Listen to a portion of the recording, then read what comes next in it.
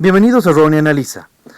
El diputado Jorge Triana, diputado mexicano, por supuesto un diputado de la oposición en contra de el pésimo gobierno de Andrés Manuel López Obrador, realizó una solicitud de manera directa al Pleno de la Cámara pidiendo que se aclare de una vez por todas cuánto es que le cuesta al Estado mexicano la estancia del prófugo de la justicia Evo Morales Ayma, el ex dictador boliviano. Se necesita saber, porque las carencias en México son enormes. Supuestamente López Obrador había dicho que iba a ser un gobierno de austeridad, un gobierno que iba a ir restringiendo los gastos del Estado para dárselos a las personas que necesitan, y de repente tenemos ahí en México a un ex dictador mantenido. Particularmente no creo que sea mantenido, porque Evo Morales tiene plata suficiente, plata que se ha llevado de Bolivia, plata de sus actividades con la hoja de coca. Muy probablemente tiene más plata que Andrés Manuel López Obrador, así que es importante saber si es que lo está manteniendo el gobierno mexicano, o Evo Morales se está manteniendo solito, o el narco. Veremos. Escuchemos al diputado. Diputada presidenta, con su permiso, subo a esta tribuna a hacer un exhorto respetuoso a las autoridades federales, en concreto a la Secretaría de Relaciones Exteriores, para que en un ejercicio de transparencia, de escrutinio público, informen, abran los datos sobre cuál es la erogación que han tenido que llevar a cabo para sostener la presencia del hoy exiliado en nuestro país, expresidente de Bolivia, Evo Morales. Luego, en primera instancia, porque siempre hay que escuchar las dos caras de la moneda, las dos versiones o las más de dos versiones que existan sobre un mismo punto. Bien, la semana pasada se inscribieron como pronunciamientos en este mismo Congreso dos puntos sobre el tema. Los dos puntos alabando, endiosando, adulando al hoy expresidente de Bolivia, acusando a los opositores y calificándolos con epítetos como golpistas, como fascistas, como terroristas. Incluso la jefa de gobierno de la Ciudad de México se tomó la libertad de entregarle a este personaje las llaves de la ciudad y declararlo huésped distinguido de nuestra entidad. Por lo tanto, ya es un asunto que nos corresponde.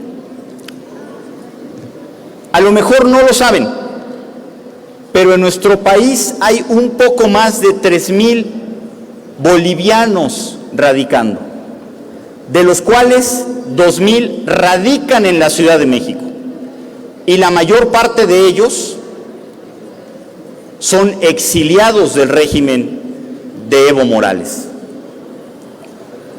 Si aquí se dice que es un apóstol de la democracia, el primer presidente de origen indígena que sacó adelante a su país, que es un demócrata, pues debo decir que estos 2,000 bolivianos exiliados en nuestra Ciudad de México tienen otros datos. Ellos fueron víctimas de acoso en su país, fueron víctimas de expropiaciones a su propiedad. No son personas en su totalidad acaudaladas, son personas de todos los estratos sociales, muchos de ellos con una línea ideológica de izquierda. Incluso indígenas bolivianos disidentes viven en nuestro país y huyeron del régimen de Evo Morales. Aseguran que ha habido un régimen de terror y de represión en su país, que incluso el hoy expresidente le dio la espalda a los indígenas cocaleros en aquel país sudamericano. Menciono algunos nombres: Cancio Roja, Carlos Mamani, Adolfo Chávez, Damián Cardona, Félix Becerra, Eslen Larrazábal, Fernando Vargas, Franklin Rodríguez. Ellos solo son algunos de los indígenas perseguidos del régimen de Evo Morales que han sido arrestados, torturados, encarcelados simplemente por ser disidentes de su movimiento, el movimiento al socialismo. Cabe señalar, hacer un pequeño recuento de qué es lo que nos tiene en este momento, y con esto voy a concluir. Para el año 2009 se convoca una asamblea constituyente donde se modifica la constitución vigente de Bolivia. Amparado en esa nueva constitución, se da oportunidad a que Evo Morales pueda reelegirse en un primer periodo con nuevas reglas. Para el 2014 se hace un cambio a esta constitución para que pueda reelegirse con su mayoría legislativa. En el 2015 Evo Morales hace un referéndum para ver si puede reelegirse o no y lo pierde. Pero no importando esta situación, a través de su Corte Constitucional integrada por miembros que él mismo designó, dicen que tiene salvo su derecho humano a la reelección, algo no visto en ninguna otra parte del mundo. Eso, compañeras y compañeros, es todo menos democrático. Eso, compañeras y compañeros, se llama autoritarismo. Entendemos que hay una tradición de nuestro país de alojar a exiliados extranjeros. Yo mismo provengo de una familia exiliada de un país extranjero. A mi familia no la mandaron a traer en un avión del ejército. No hubo una rueda de prensa para informar que vendría para acá. No lo custodian 13 miembros del supuestamente extinto Estado Mayor Presidencial. No lo hospedan en una residencia en la zona más lujosa de la ciudad. A mi familia no le dieron las canonjías y privilegios como buen oligarca que está recibiendo hoy en día Evo Morales.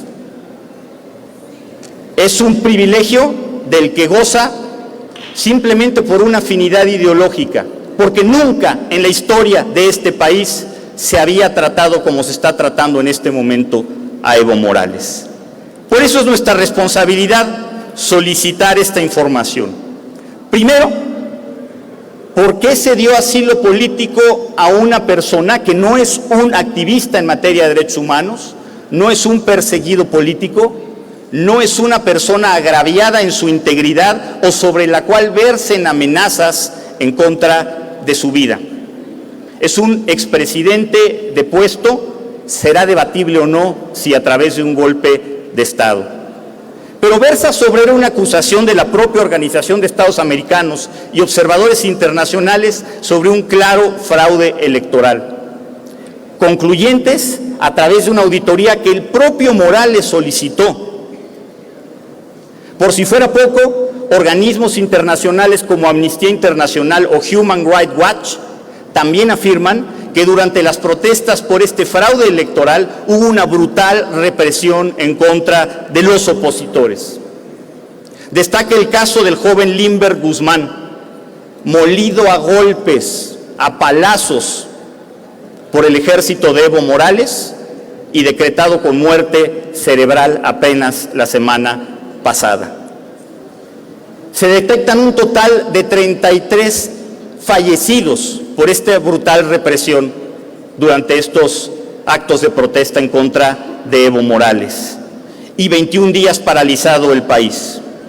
Ante todo esto, nos preocupa que no se dé cumplimiento a lo que rige al marco normativo en materia de exiliados y asilados políticos, que es el Tratado sobre Asilados y Refugiados Políticos de Montevideo.